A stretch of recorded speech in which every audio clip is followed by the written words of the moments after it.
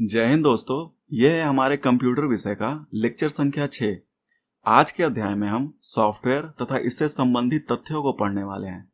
तो आज का लेक्चर काफी महत्वपूर्ण होने वाला है क्योंकि इस अध्याय से विभिन्न परीक्षाओं में प्रश्न पूछे गए हैं। तो हमेशा की तरह आइए सबसे पहले हम ब्रीफली एक बार देख लेते हैं कि इस अध्याय में हम क्या क्या पढ़ने वाले हैं। तो सबसे पहले है एक सॉफ्टवेयर क्या होता है। आगे है एक सॉफ्टवेयर का आदर्श रूप में कितने प्रकार का वर्गीकरण किया जा सकता है। आगे है इसी के अंतर्गत एक ऑपरेटिंग सिस्टम तथा लैंग्वेज ट्रांसलेटर क्या होते हैं। इसके बाद ट्रांसलेटर के विभिन्न प्रकार जैसे कि असेंबलर, कंपाइलर तथा इंटरप्रेटर क्या है, इनकी कार्य प्रणाली क्या है तथा इन सब के बीच मूलतः किस प्रकार का अंतर है। आगे हम एप्लीकेशन सॉफ्टवेयर को देखेंगे। इसके बाद अंत में कुछ यूटिलिटी सॉफ्टवेयर तथा कुछ विभिन्न प्रकार के जरूरी सॉफ्टवेयर जैसे कि फर्मवेयर, बूटिंग, कर्नेल इत्यादि को आसान भाषा में समझने का प्रयास करेंगे। तो बस आप ध्यानपूर्वक पूरे लेक्चर को देखिए क्योंकि इसी लेक्चर पर आधारित आपको एमसीक्यू सीरीज के वीडियो भी मिलेंगे जिसमें आप प्रश्नों को अटेम्प्ट करके खुद का आकलन भी कर सकते हैं कि आपने इस अध्याय को कितने अच्छे से समझा है। तो चलिए दोस्तों, बिना देर किए लेक्चर की शुरुआत करते हैं। सॉफ्टवेयर। तो पहले के अध्याय में हमने पढ़ा था कि सॉफ्टवेयर अनुदेशों तथा प्रोग्रामों का समूह होता है जिसे हम छू नहीं सकते हैं। लेकिन यहाँ हम सॉफ्टवेयर के बारे में थोड़ा और जानने की कोशिश करेंगे। तो देखिए, दरअसल सॉफ्टवेयर सार्थक अनुदेशों और आवश्यक सूचनाओं का ऐसा समूह होता है जो कंप्यूटर सिस्टम के कार्यों को नियंत्रित करता है तथा विभिन्न हार्डवेयर के बीच समन्वय स्थापित करता है ताकि कंप्यूटर दिए गए कार्य को पूरा कर सके। दरअसल सॉफ्टवेयर कंप्यूटर सिस्टम को यह बताता है कि उसे क्या करने के लिए कहा गया है, कब करने के लिए कहा गया है और कितना करने के लिए कहा गया है। आप जानते हैं कि वर्तमान समय में सॉफ्टवेयर का इस्तेमाल लगभग सभी प्रकार के डिवाइसेस में किया जा रहा है, चाहे वो फ़ोन हो, कंप्यूटर हो, ड्रोन हो या कोई भी इस प्रकार के उपकरण हो। लगभग सभी में सॉफ्टवेयर को प्रोग्राम किया जा रहा है। आइए अब तकनीकी दृष्टि से एक सॉफ्टवेयर का क्या वर्गीकरण हो सकता है इसे समझ लेते हैं। तो पहला है सिस्टम सॉफ्टवेयर। देखिए, इस वर्गीकरण के तहत वैसे प्रोग्रामों के समूह आते हैं जिनका काम सिस्टम अर्थात कंप्यूटर को चलाना तथा उसे काम करने के लायक बनाए रखना है। दूसरा है एप्लीकेशन सॉफ्टवेयर। इस वर्गीकरण के तहत ऐसे प्रोग्राम आते हैं जो हमारे कंप्यूटर पर आधारित मुख्य कामों को करने के लिए डिजाइन किए जाते हैं, जैसे कि MS Word, MS Excel, PowerPoint इत्यादि। इसके अलावा एक और वर्गीकरण है यूटिलिटी सॉफ्टवेयर। देखिए, इस प्रकार का सॉफ्टवेयर कंप्यूटर के कार्य को आसान बनाने तथा विभिन्न प्रकार के सुरक्षा कार्यों के लिए डिजाइन किया जाता है। तो आइए अब एक एक वर्गीकरण को विस्तार से समझने का प्रयास करते हैं। तो पहला है सिस्टम सॉफ्टवेयर।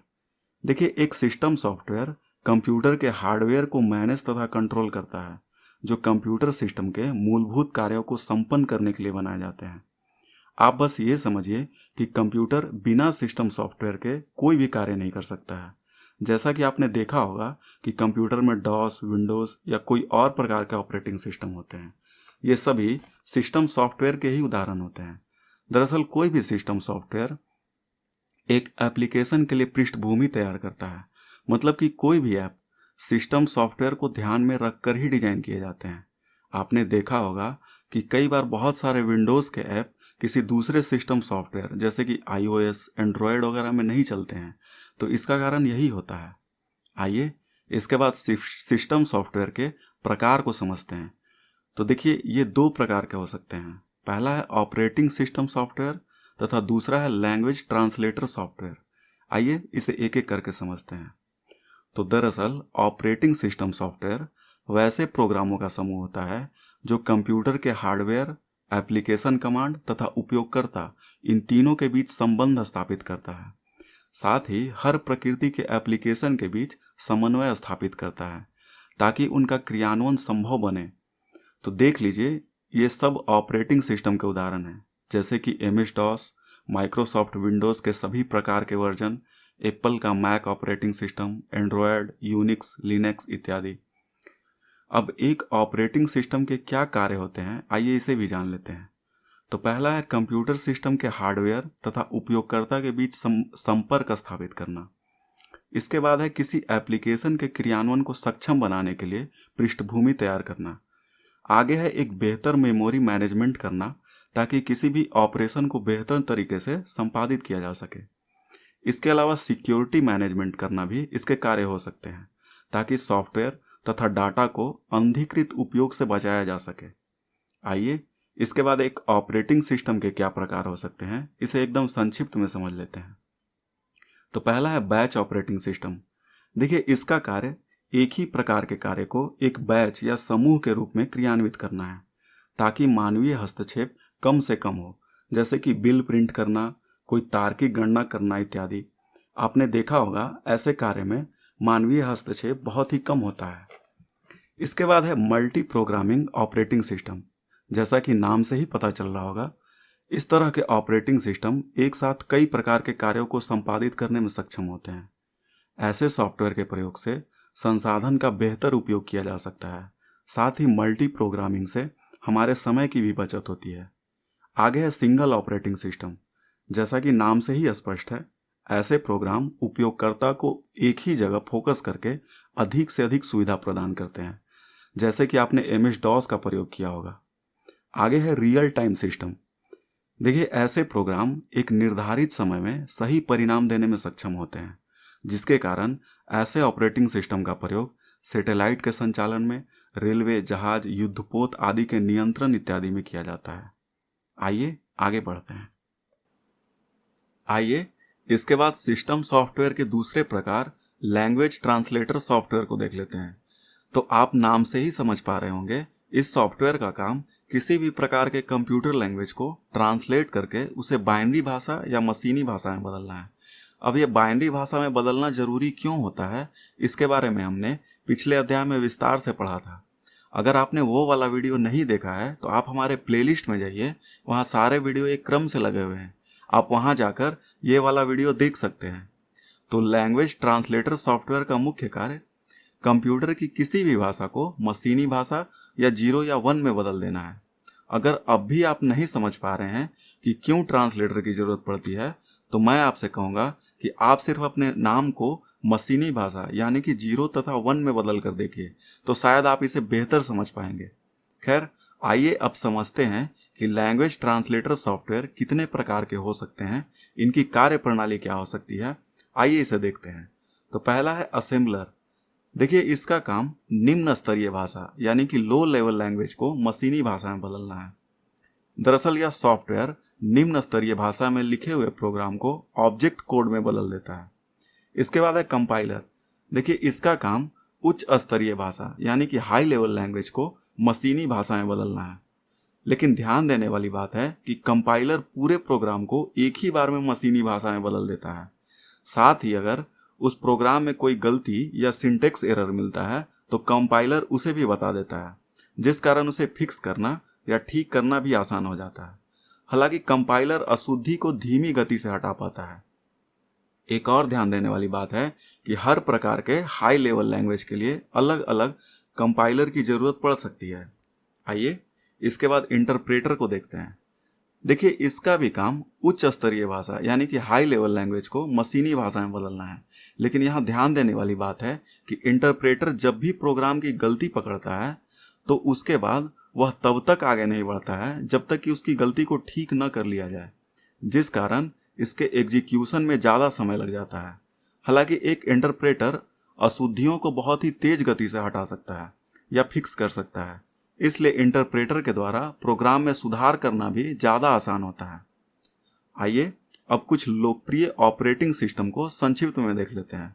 तो पहला है MS-DOS यानी कि माइक्रोसॉफ्ट डिस्क ऑपरेटिंग सिस्टम। उम्मीद है आपने कभी न कभी इस पर जरूर काम किया होगा।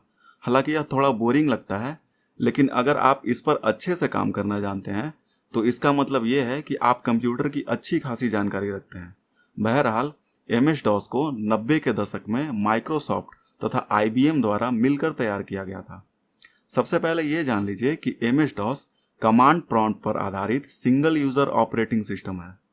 तो आप बोलेंगे इसका मतलब क्या है? तो दरअसल इस ऑपरेटिंग सिस्टम पर किसी कार्य के संपादन के लिए आपको कमांड टाइप करना पड़ता है, जो आपको लगभग सब कुछ कीबोर्ड के ही मदद से करना पड़ता है। इससे भी बड़ी बात है कि किसी भी कार्य के संपादन के लिए आपको उसका कमांड तथा सिंटेक्स दोनों याद रखना पड़ता है, जो कि बहुत ही टफ है।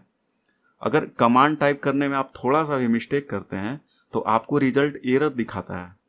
बहरहाल मुझे लगता है शायद इतना ज़्यादा टफ होने के कारण वर्तमान समय में यह प्रचलन से बाहर हो गया है।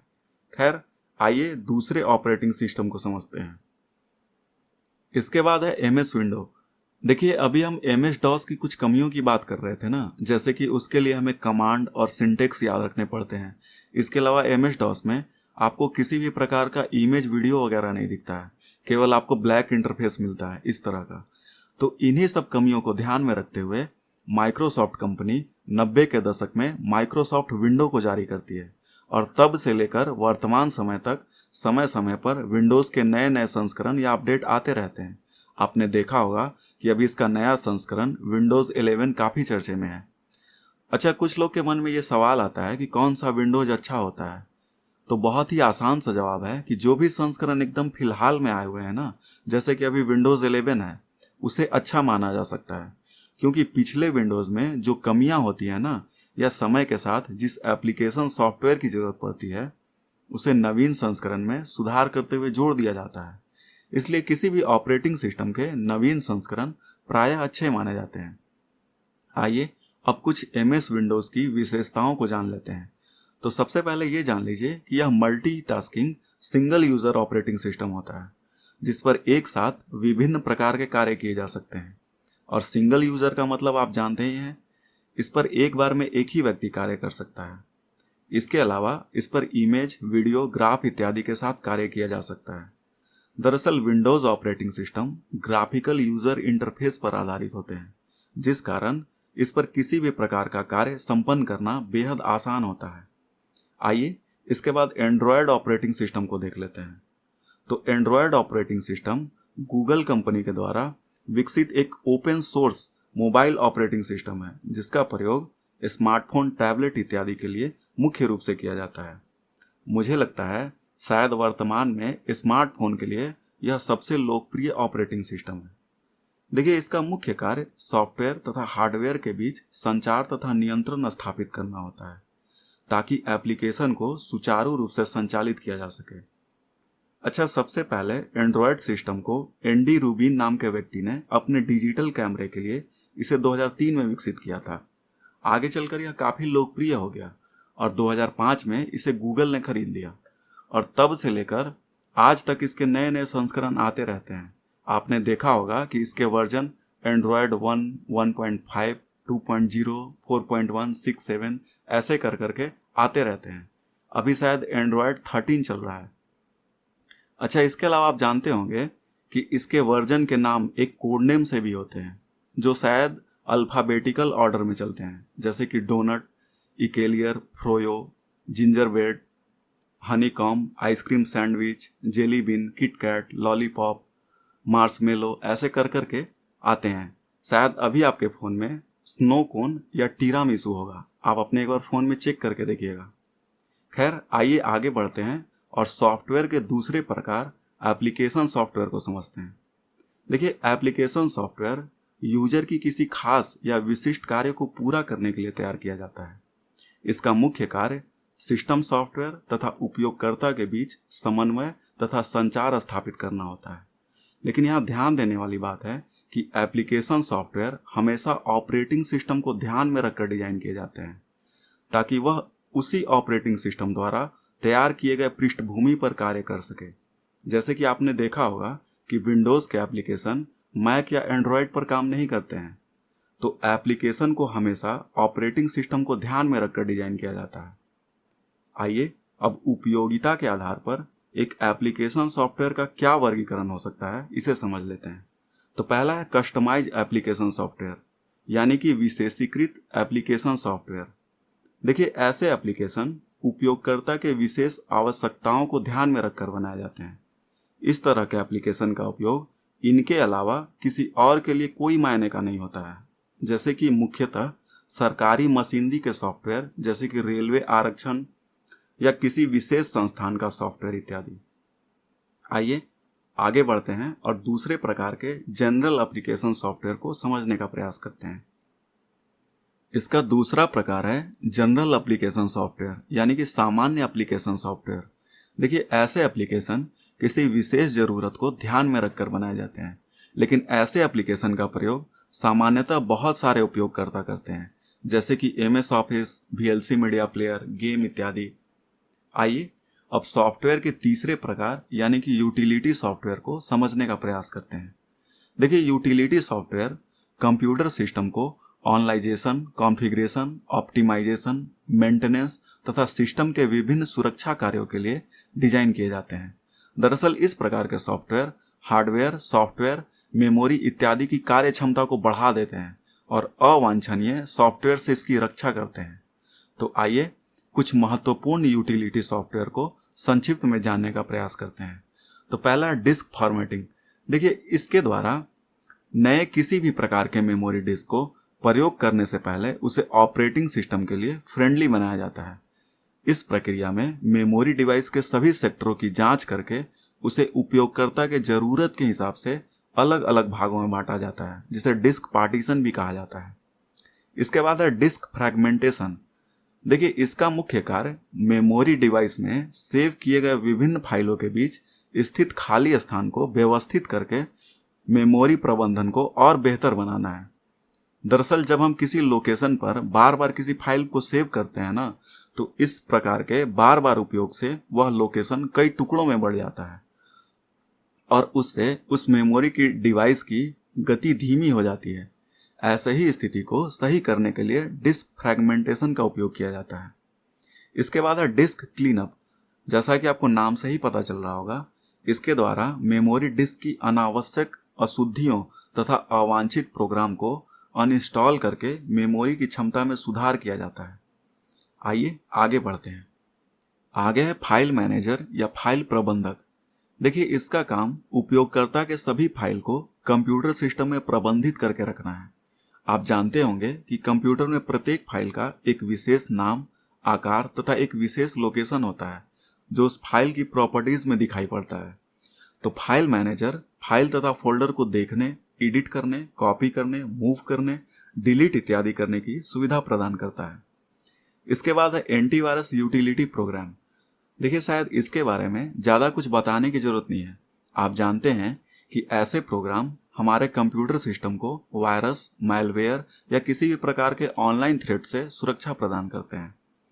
आइए इसके बाद इन कुछ जरूरी सॉफ्टवेयर को संक्षिप्त में देख लेते हैं, जिनसे विभिन्न परीक्षाओं में प्रश्न पूछे गए हैं। तो पहला है बूटिंग। देखिए, जब हम कंप्यूटर को ऑन करते हैं ना, तो ऑन होने से लेकर कंप्यूटर के स्टार्ट होने तक की पूरी प्रक्रिया बूटिंग कहलाती है।